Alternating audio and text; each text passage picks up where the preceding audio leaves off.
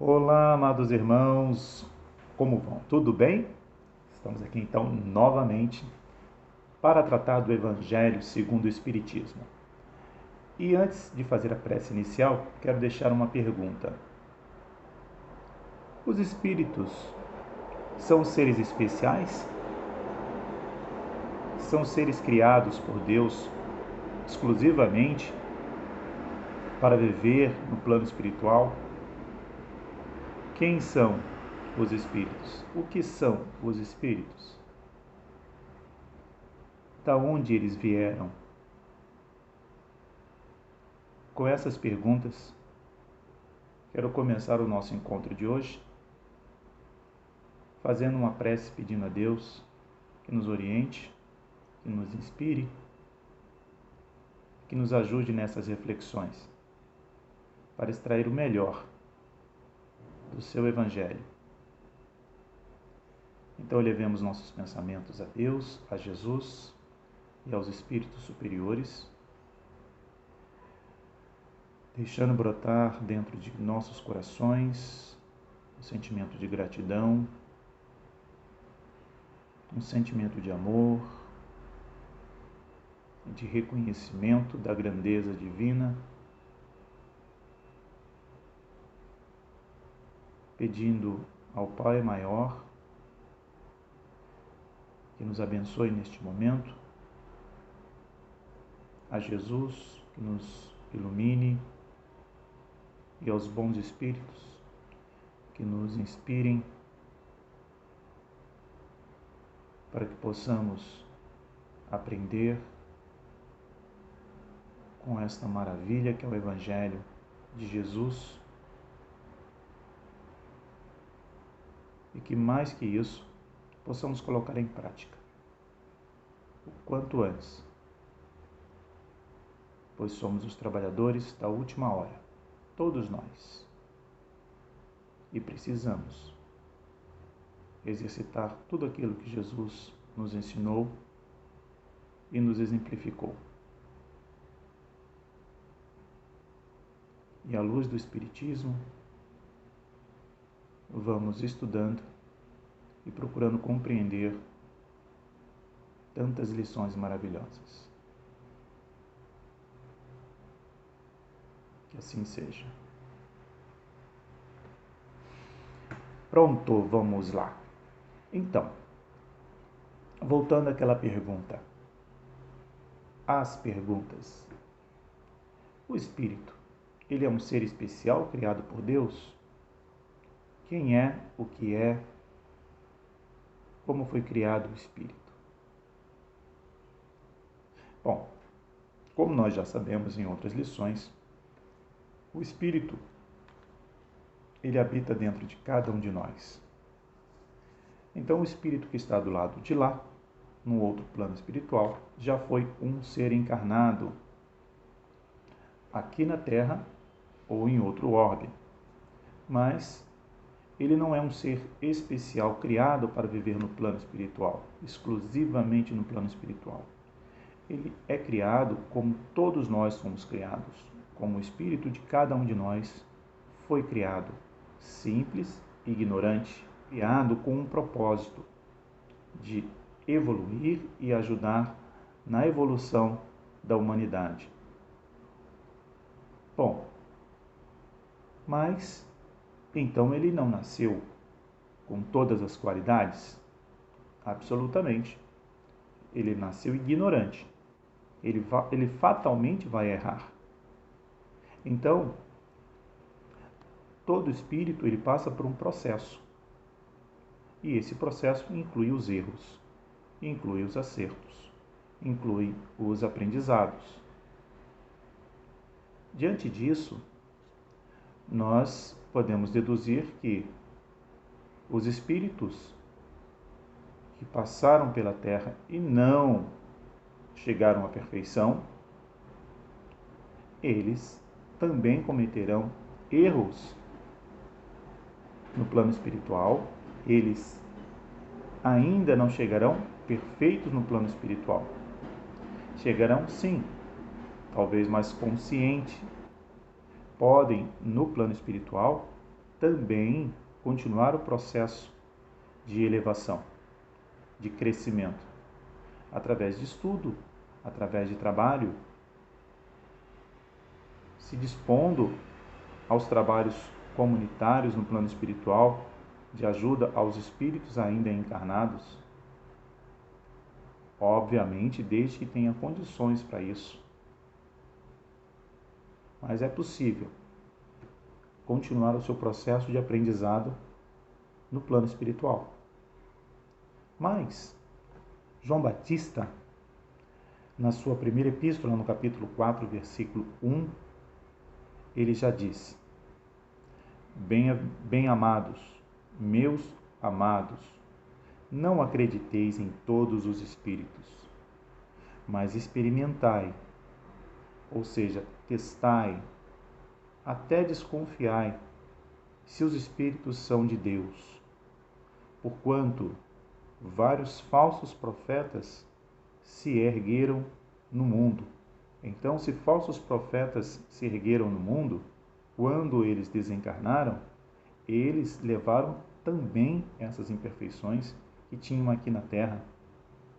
E muitas vezes se tornam pseudo-sábios, uma categoria de espíritos.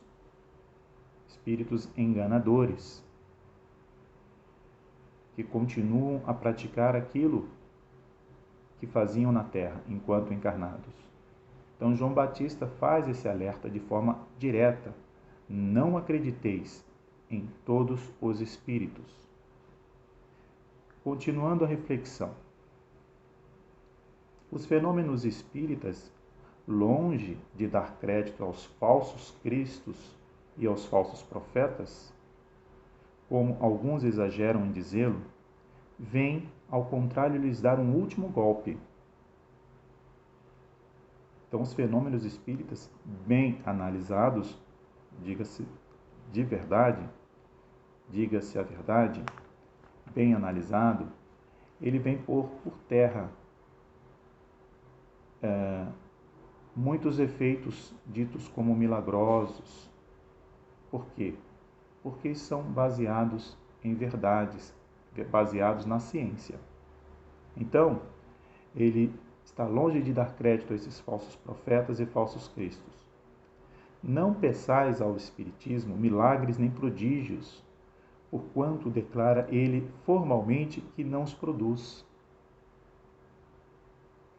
Como a física, a química, a astrologia, a geologia vieram revelar as leis do mundo material, ele vem revelar outras leis desconhecidas, as que regem as relações do mundo corporal e a do mundo espiritual, e que, como suas primogênitas da ciência, não são menos leis naturais, enquanto, em dando a explicação de uma certa ordem de fenômenos incompreendidos até hoje, destrói o que restava ainda no domínio do maravilhoso.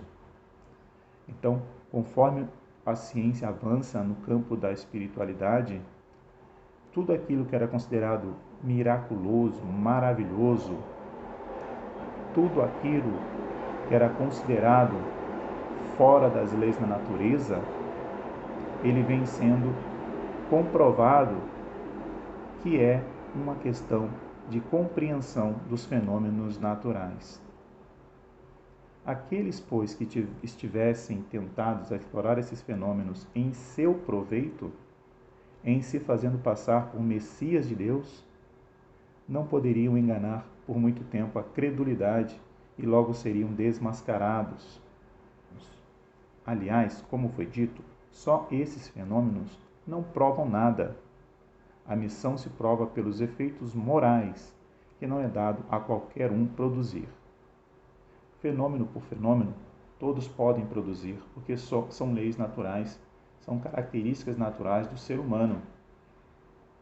A questão é: qual é o efeito moral daquele fenômeno?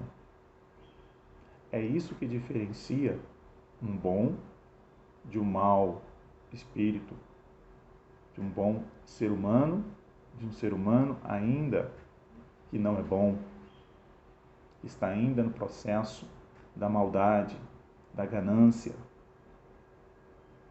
Temos que ficar atentos às questões morais de todo o efeito. Continuando. Esse é um dos resultados do desenvolvimento da ciência espírita.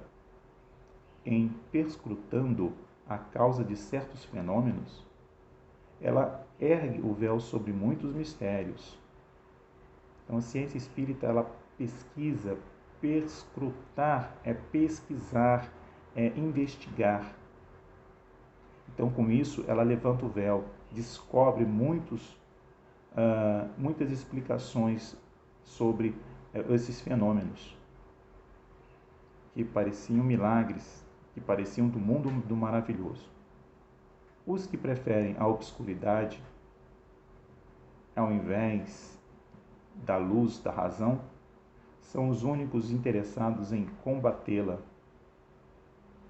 Então, aqueles que querem ficar na escuridão é porque têm interesse, que não querem que sejam revelados, porque isso abriria os olhos de muita gente, da massa, e com isso deixaria de segui-los. Esses que são interessados em manter a verdade oculta, e com isso perderiam fonte de renda, perderiam poder, perderiam admiração. Então você vê que ia acontecer muita coisa se a população como um todo descobrisse a verdade, né? Os que preferem, então, a obscuridade é que são os únicos interessados em manter as pessoas ignorantes, os espíritos ignorantes. Mas a verdade é como o sol, dissipa os mais densos nevoeiros. Ou seja, a verdade, ela fatalmente acaba por aparecer devagarinho, como o sol que vai dissipando o nevoeiro. Ela se revela. O Espiritismo vem revelar uma outra categoria bem mais perigosa de falsos cristos e de falsos profetas, que se encontram não entre os homens, mas entre os desencarnados. Olha só esse alerta. O Espiritismo já avisa, o Espiritismo vem revelar uma categoria muito perigosa de falsos cristos e falsos profetas, que não estão encarnados, mas olha, estão desencarnados.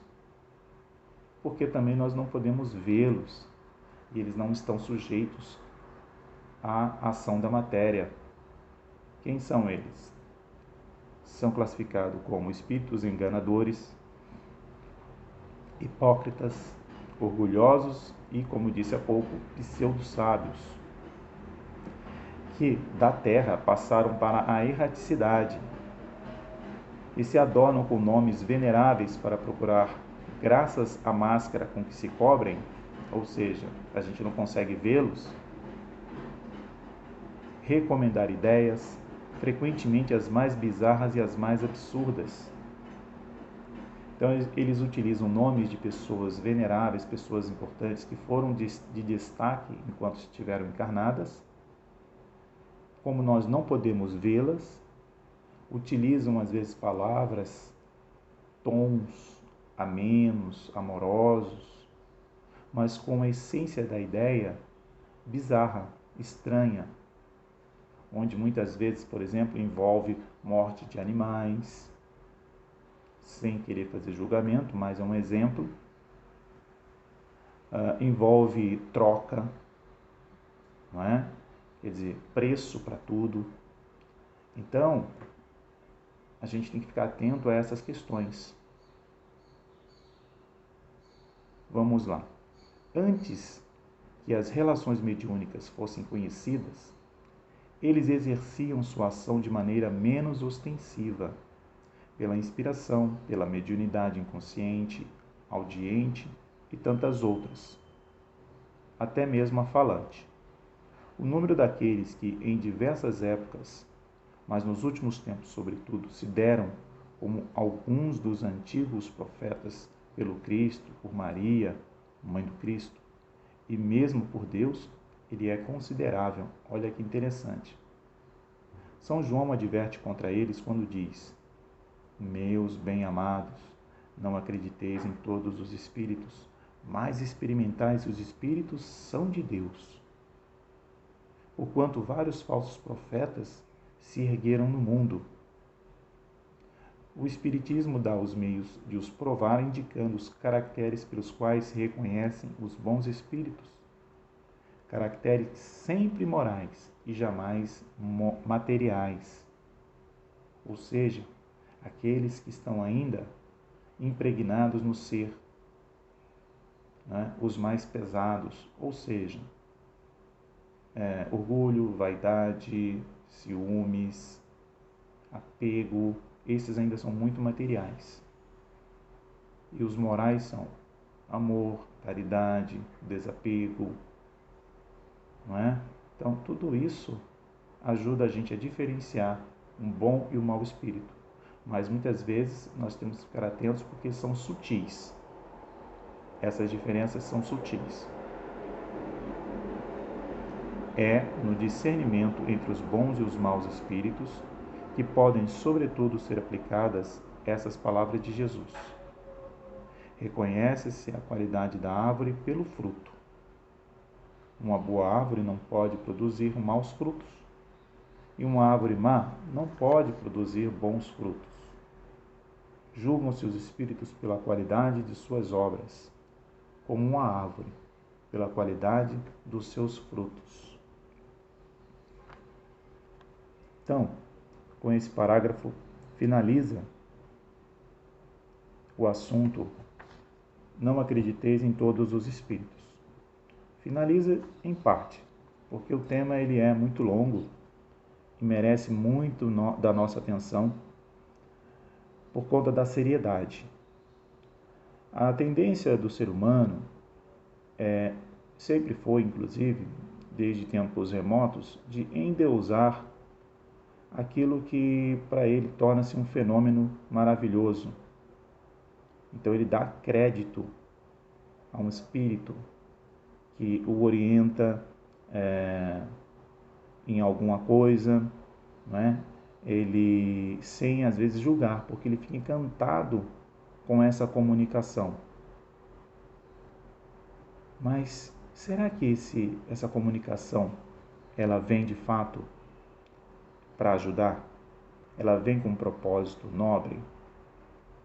Ou ela vem com o propósito de estimular a vaidade, de estimular o egoísmo, colocar uma pessoa contra outra? Será que existe base cristã nesta mensagem? É importante nós sempre considerarmos essas questões antes de acreditar, de dar crédito aos espíritos que se comunicam. Por isso o João Batista é muito taxativo. Não acrediteis em todos os espíritos. Kardec mesmo, na codificação das suas obras, também descartou muitas questões que, mesmo vindo de espíritos bem-intencionados, quando não havia clareza ou deixava pontos duvidosos, não eram levadas em consideração. Eram questionadas, eram insistentemente postas em dúvida. Para quê? Para que ficasse muito claro, para que fossem questionadas as questões morais na sua profundidade. Aí sim, quando eram baseadas no amor cristão, no amor ao próximo, enfim, baseada nas questões morais que elevam o ser humano, aí sim eram levadas em consideração. Caso contrário, não eram levadas em consideração e eram descartadas. A metodologia eu não tenho aqui com detalhes, mas certamente toda a obra foi construída desta forma, levando em consideração as bases cristãs e as bases de moral, não é? não as questões materiais, não levando em consideração os vícios, as vaidades. Somente eram consideradas mensagens elevadas aquelas que tinham por trás bases de amor, bases cristãs. Então, fica a recomendação para todos nós, principalmente para os médiuns. Não se deixar levar pela vaidade, pelo orgulho, simplesmente porque recebeu uma mensagem, muitas vezes até bonita, dita com belas palavras, mas que tem que ser avaliadas, tem que passar pelo crivo da moral, tem que passar pelo crivo do amor ao próximo. Quais são as bases dessas mensagens? O que esse irmão espiritual nos trouxe em sua essência, no seu conteúdo e não na sua forma. Então, meus irmãos, é com essa mensagem que eu gostaria de encerrar o nosso encontro, agradecendo mais uma vez, primeiramente a Deus pela oportunidade de estar aqui, ainda encarnado, para desenvolver esse trabalho, a Jesus, nosso grande mestre e amado irmão, aos bons espíritos que nos orientam, nos inspiram e nos protegem em nosso dia a dia, e a todos aqueles que confiam em nosso trabalho. Quero encerrar efetivamente esse encontro lendo uma poesia do livro Rosas com Amor, do Chico. Bom, aí para vocês aparece ao contrário, mas é Rosas com Amor, de Francisco Cândido Xavier, de autores diversos. E tem uma mensagem muito curtinha, uma poesia de Eugênio Rubião, que diz assim, o título é Análise. Depois da minha viagem para as verdades do além, já não mais tenho coragem de censurar a ninguém. Análise. Vou ler novamente. Análise.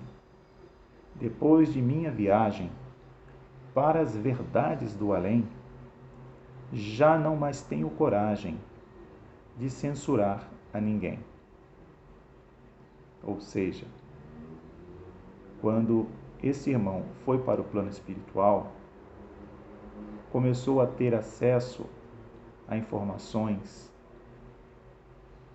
a verdades que fizeram com que refletisse e parasse de censurar outras pessoas, outros irmãos, porque viu que ele também cometeu muitos erros, muitas falhas.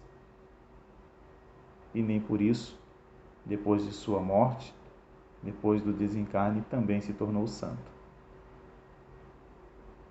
Muito obrigado, meus irmãos, e Deus nos abençoe, e façamos novamente uma prece de encerramento. Senhor Deus, Pai Todo-Poderoso, Senhor Jesus, amado Mestre, irmão, agradeço, Senhor, do fundo do meu coração,